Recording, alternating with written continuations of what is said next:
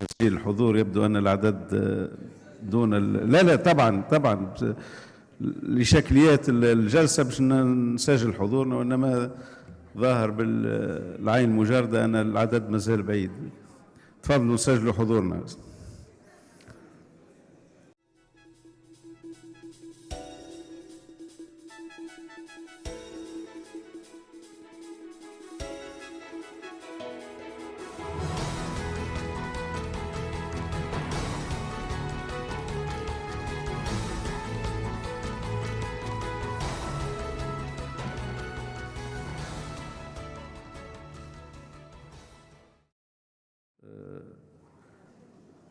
نحب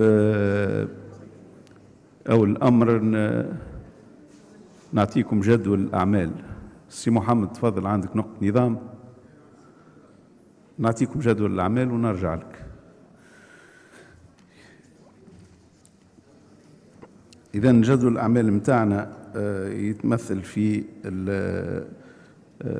المصادقة على مشروع المالية التكميلي لسنة 2013 الذي سيتم تقديمه بكلمة موجزة من السيد وزير المالية، باعتبار أنه تم تقديم القانون الأصلي من طرف السيد رئيس الحكومة، وهذا ما هو إلا تتم إلى الميزانية الأصلية.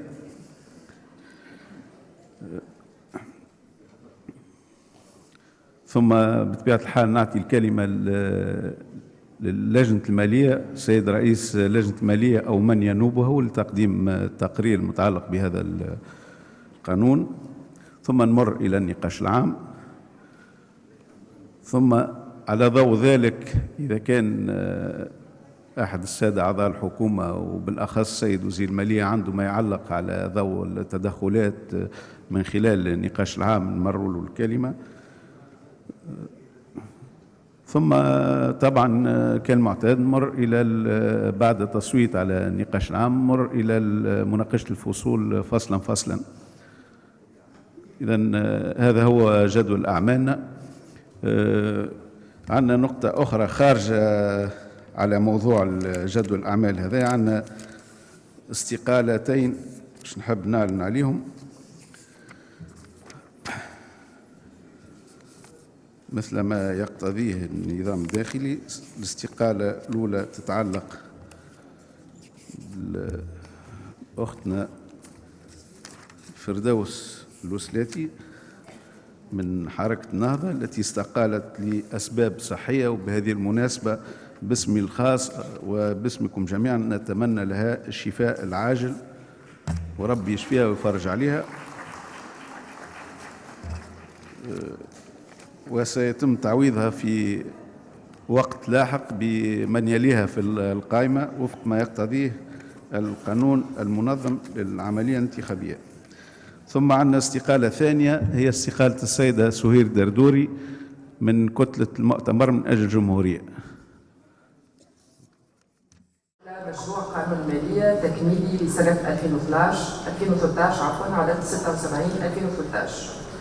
تم إعداد ميزانية الدولة لسنة 2013 في إطار مواصلة التمشي التوسعي للسنة الثالثة على التوالي، وقد ضبطت التوازنات الجملية لسنة 2013 على أساس منوال تنمية ب 4.5% وتطور ميزانية الدولة ب 15%، وأفضى تنفيذ الميزانية خلال 9 أشهر الأولى من السنة الجارية إلى تسجيل النتائج التالية: على مستوى الموارد زيادة ب 13.6% بالمقارنة مع نفس الفترة من سنة 2012، وتمثل الاستخلاصات المسجلة إلى غاية سبتمبر 2013 نسبة إنجاز إجمالية تبلغ 93.9%، وتهم أولاً المداخيل الجبائية 96.4% سجلت نقصاً ب 439 مليون دينار مقارنة بالتقديرات، وتفسر بتراجع الأداء على القيمة المضافة والمعلوم على الاستهلاك.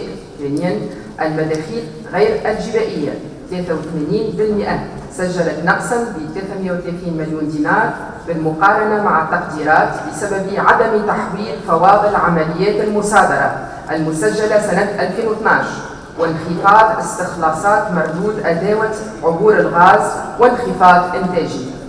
ثالثاً، موارد الاقتراض 75.4% تمثل نسبة إنجاز سنة 2013. على مستوى النفقات، أفضى تنفيذ نفقات الميزانية إلى موفى سبتمبر من سنة 2013 إجمالاً إلى نسبة إنجاز على مستوى الدفع تبلغ 93.9% مقارنة بالتقديرات. نفقات التصرف سجلت زيادة ب 19% مقارنة بنفس الفترة من سنة 2012 بسبب ارتفاع نفقات الأجور.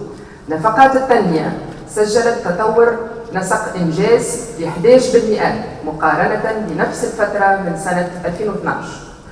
ويقدر انعكاس هذه المستجدات لتحيين ميزانية الدولة للسنة الجارية بحوالي 3266 مليون دينار، ناتجة أساساً عن ارتفاع حاجية الدعم ب 1314 مليون دينار، تسوية متخلدات الدعم بعنوان سنة 2012 880 مليون دينار، كلفة إضافية صافية ب 378 مليون دينار متأتية من أعباء جديدة، وتفسر بالخصوص بضرورة توريد كميات إضافية من الغاز الطبيعي الجزائري، وارتفاع معدل سعر الدولار، ونقص مردود تعديل الأسعار وعوامل أخرى. انعكاس مراجعة منظومة دعم الكهرباء والغاز إلا 44 مليون دينار، الترفيع ب 400 مليون دينار بعنوان رسملة البنوك العمومية، إضافة إلى 100 مليون دينار مدرجة بباب النفقات الطارئة ضمن قانون المالية الأصلي لسنة 2013.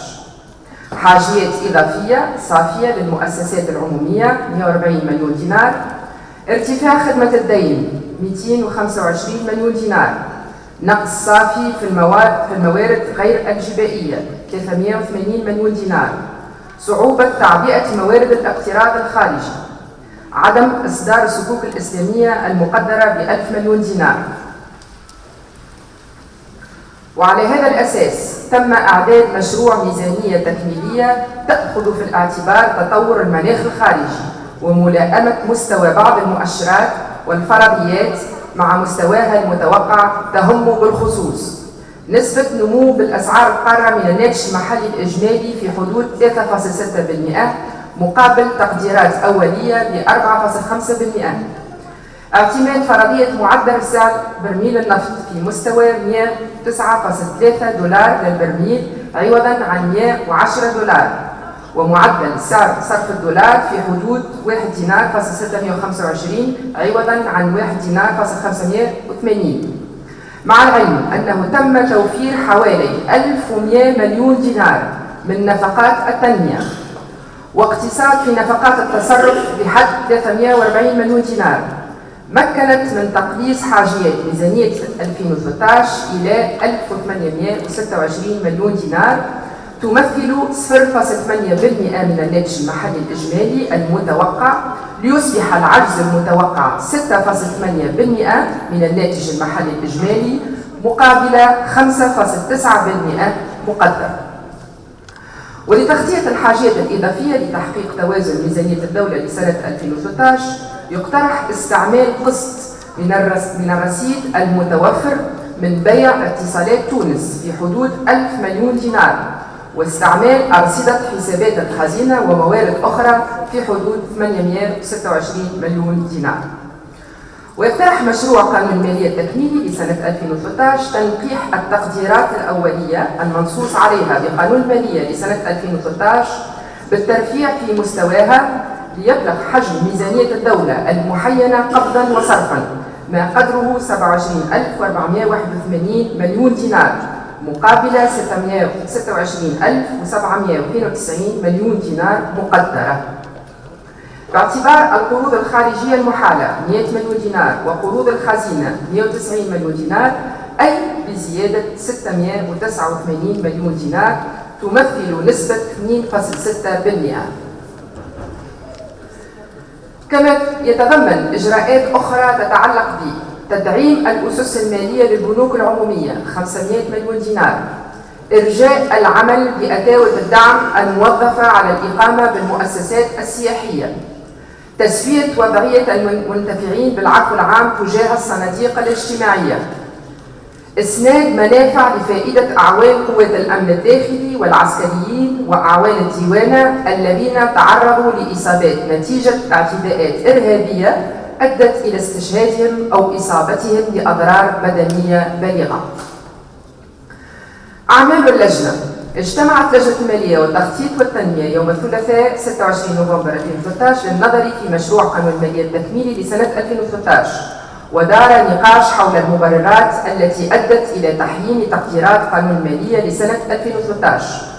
واعتبر بعض النواب أن تراجع نسبة إنجاز الاستثمارات في الجهات ومواصلة تمويل الدولة للمؤسسات العمومية تمثل الأسباب الأساسية لهذا التعديل.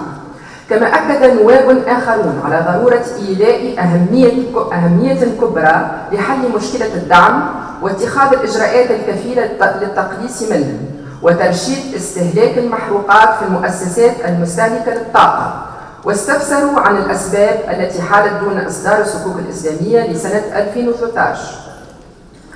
وبخصوص إجراءات دعم الأسس المالية للبنوك العمومية، طلب النواب الاطلاع على تقارير التدقيق الأولية للوقوف على النقائص التي تعاني منها بنوكنا العمومية والأسباب التي أدت إلى ذلك. كما تساءلوا عن مناب الدولة في تغطية هذه الخسائر، وتساءل البعض الآخر عن كيفية رصد اعتمادات قبل الانتهاء عن عملية التدقيق.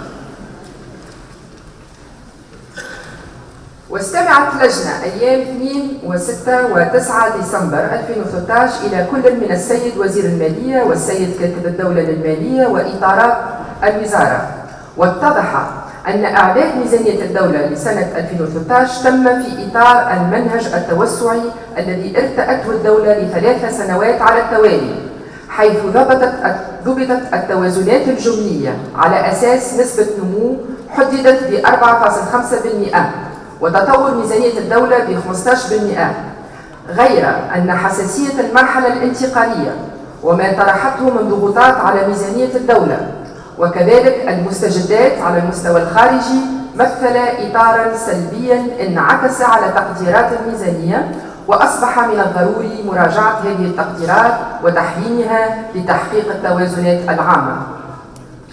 وتتمثل أهم الضغوطات الخارجية والداخلية في تراجع نسبة النمو العالمي خاصة في منطقة الأورو، وتذبذب أسعار النفط في الأسواق العالمية، وارتفاع مستوى معدلات أسعار صرف العملات الأجنبية، بالإضافة إلى انخفاض مواردنا المتأتية من شراءات الجانب الإيطالي للغاز الطبيعي الجزائري، وارتفاع وارداتنا من الغاز لتلبية الحاجيات الداخلية، مما أفضى إلى نقص في الموارد غير الجبائية مقابل زيادة في كلفة الدعم.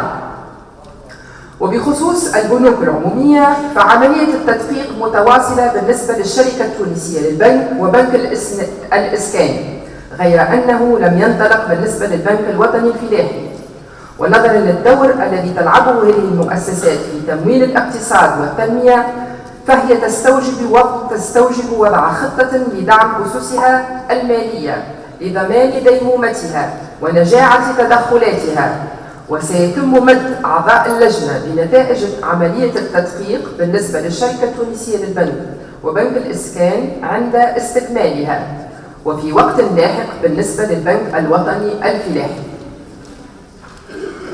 وبخصوص الإجراء المتعلق بتسوية وضعية المنتفعين بالعفو العام تجاه الصناديق الاجتماعية، تبين أن هذا الإجراء يتعلق بتدارك عدم التنصيص على نظام رأس المال عند الوفاة في إطار الفصل 32 من قانون المالية لسنة 2013، والذي يقتضي تحمل الدولة للمساهمات المحمولة على كل من المؤجر والأجير في نظامي الجراية والتقاعد، علما وأنه تم انتداب 6270 بالوظيفة العمومية في إطار الانتداب المباشر، لكن هذا الإجراء يشمل فقط 2500 شخص الذين شملهم العفو التشريعي العام، وتمت إعادة إدماجهم من جديد في مسارهم الوظيفي.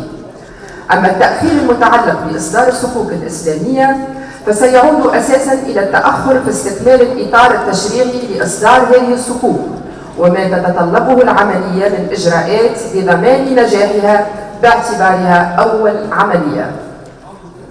كما أفاد أنه تم مؤخرا الاتجاه إلى ضمان البنك الإسلامي للتنمية لإصدار هذه الصكوك، وعن أسباب تأجيل تطبيق أتاوة الدعم الموظفة على الإقامة بالمؤسسات السياحية اتضح أنه بطلب من أهل المهنة باعتبار الوضع الاقتصادي الصعب الذي مرت به المؤسسات السياحية، وهو إجراء يتطلب حيزا زمنيا لتستعد مؤسساتنا السياحية لتطبيقه.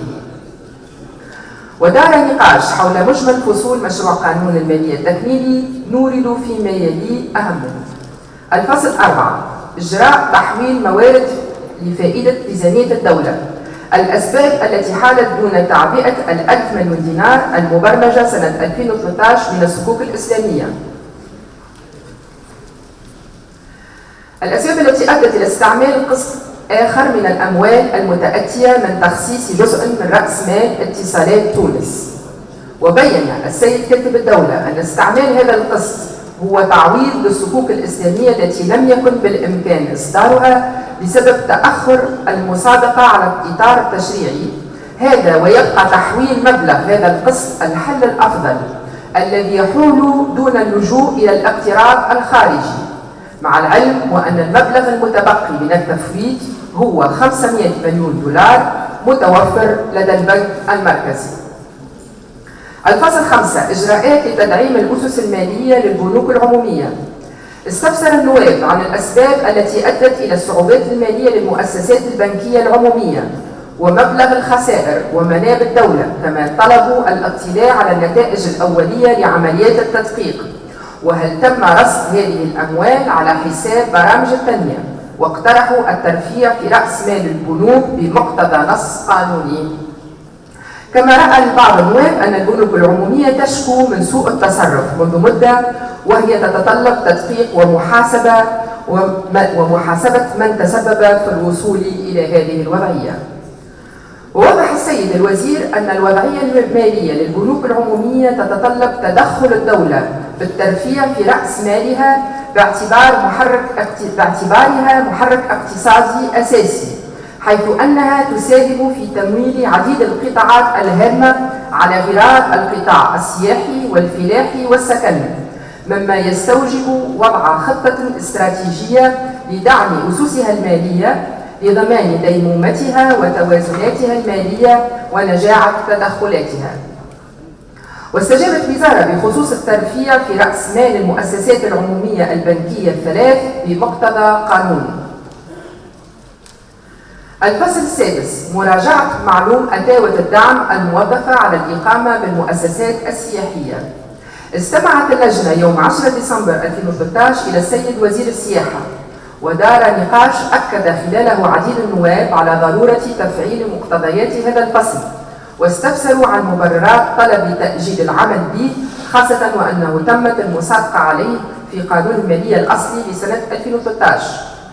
كما أفادوا أن معلوم أتاوة الدعم الموظفة على الإقامة بالمؤسسات السياحية له انعكاس إيجابي على موارد ميزانية الدولة، خاصة أن 50% من هذه الأتاوة موجهة إلى صندوق النهوض بالسياحة و50% إلى صندوق الدعم، وهو إجراء معمول به في عديد من دول العالم.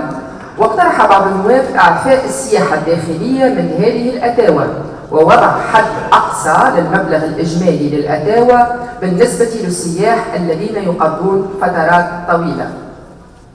ووضح السيد الوزير أن تأجيل تطبيق أتاوة الدعم الموظفة على الإقامة بالمؤسسات السياحية يعود للظرف الاستثنائي الذي تعيشه بلادنا والأوضاع الداخلية والخارجية التي انعكست بوضوح على السياحة التونسية، كما عبر عن تخوفه من الانعكاس السلبي لهذا الإجراء على القطاع خاصة، وأنه بصدد استرجاع نسقه التصاعدي في هذه الفترة بعد الركود الذي واجهه القطاع في السنوات الأخيرة.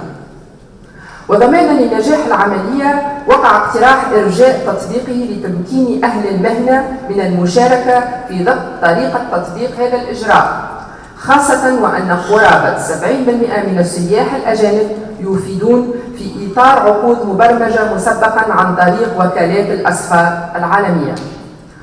وأوصت اللجنة بتفعيل هذا الإجراء في غرة ماي 2014 عوضا عن غرة أكتوبر 2014.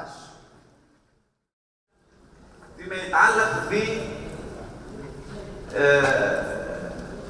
معناها تعريفة اللي موظفة على السياح اللي يجوا للوتلة، وهناك معناها حسب معناها كما موجود دينار على كل ليلة مقاطعة بمؤسسة سياحية من صنف 1 أو 3، ودينارين على كل مؤسسة سياحية صنف 4، و3 دينارات على كل ليلة مقاطعة بمؤسسة سياحية صنف 5. ما نشاهده وما نلاحظه هو أن نحن اقترحنا في تيار المحبة في برنامجنا أنه لا بد من توظيف ما يقارب 45 دينار من مليونات تونسية على كل تأشيرة، على كل سائح يدخل تونس سواء قضي ليلة أو قضي 1000. وما نلاحظه أنه يقع معناها تشويه هذا المقترح واعتماده بطريقة غير موضوعية، وبالتالي لا يؤدي إلى جدوى. وهو ما نلاحظها أن الآن نسعى إلى توفير هذه المبالغ التي تم احتسابها بطريقة خاطئة. سيد الوزير، بكل مسؤولية وبكل موضوعية، الزيادات في النفقات المتوقعة والانخفاض في الموارد المتوقعة إذا دل على شيء فيدل بأن ليست هناك موضوعية وجدية في إعداد ميزانية 2013. وعلامة ذلك سيد الوزير بأن كانت النسبة المتوقعة للنمو كانت 4.5%، ويومنا هذا وصلت إلى 2.7% فقط. علاش قلت أنا دراسة غير موضوعية وغير جدية؟ لخاطر إذا نقارن بين 4.5 و 2.7% معناتها ليكار أو الفارق كبير ياسر. إذا كانت الأمور نقصت مثلا 0.5 أو 1% تكون أمور مقبولة، أما من 4.5% حتى 2.7% هذايا ما يعبر عن، سامحني، عن الفشل الذريع لهذا الميزانية نتاع ولوزارة المالية بصفة عامة. شيء سيد الوزير، إذا تو قاعدين نستعملوا في مدخرات نتاعنا الوقت الحاضر، هذه المدخرات اللي هي نعملها لأسباب تعرفها مليح ويعرفها وزارتكم مليح. أنا سؤالي في المستقبل إذا باش تقولنا كوارث طبيعية كجفاف أو كحرب أو ما عرفش أنا جينا شهيلي مثلا في البلاد، إيه شو مش تستعمل تراه بالنسبة للمستقبل؟ هذا شيء بالطبع أنا يخوفنا على مستقبل البلاد. وبالتالي أنا أرجو منكم باش دائما تكون الدراسات موضوعية. وأنا في اعتقادي في تونس فما طاقات شابة مختصة وتنجم تعمل لنا ميزانيات تكون مدروسة وما يكونش الفارق كبير ياسر كما نشوفوا اليوم. أنتم قاعدين وشعب يرضى عليكم. تعود تكون الحكومة في خدمة الشعب، أصبح الشعب في خدمة الحكومة هذه. استغرب أنه التراخي وعدم فلنقل الإسراع بإصدار السكوت الإسلامية.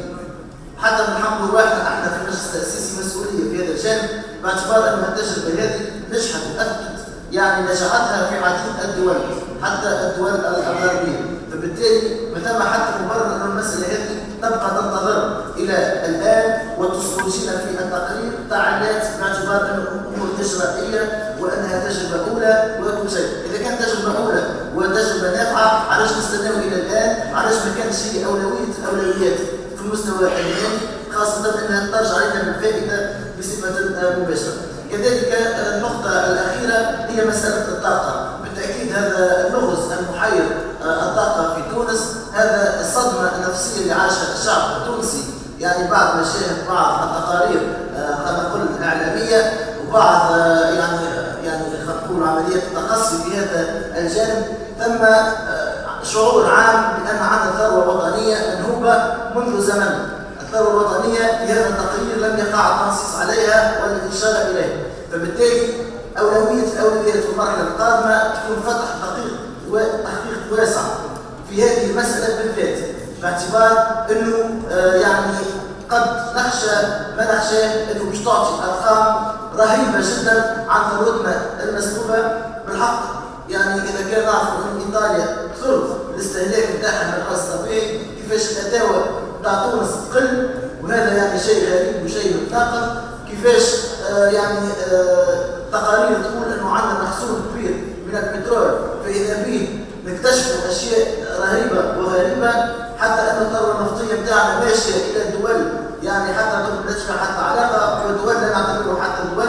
فبالتالي وين ماشيين في هذه الحاله؟ بقينا هذا مساله الطاقه كما بقيه المسائل تفتح وتكون عندنا الشجاعه، واؤكد على الشجاعه على خاطر نعرف انه الموضوع هذا فيه ايادي خلفيه دوليه، لكن خلي عندنا الشجاعه التاريخيه ان نكشف الموضوع هذا بالذات على خاطر